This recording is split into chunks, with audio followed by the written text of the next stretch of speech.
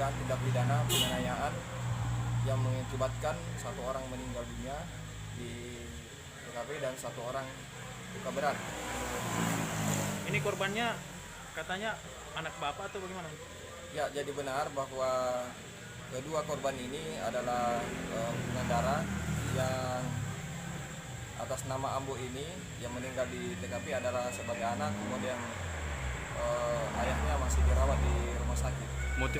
Motifnya sendiri kemana? Sampai saat ini, benar. Untuk motifnya sampai saja ini kita masih dalami, kita belum dapat memastikan apa motif daripada permasalahan ini.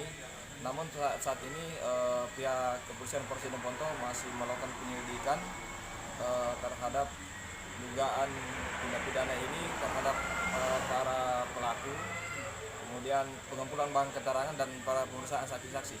Ya, katanya dimasam dan bagaimana? Ya seperti itu. Jadi pelaku ini, korban ini diduga dilakukan oleh sekelompok massa atau kelompok masyarakat. Jadi sampai saat ini sudah ada tersangka atau bagaimana? Sampai saat ini kita belum menetapkan tersangka karena ini kan masyarakat banyak. Jadi saat ini kita lakukan dulu pengumpulan bahan keterangan dan pemeriksaan saksi-saksi untuk menentukan siapa pelaku terhadap kasus ini.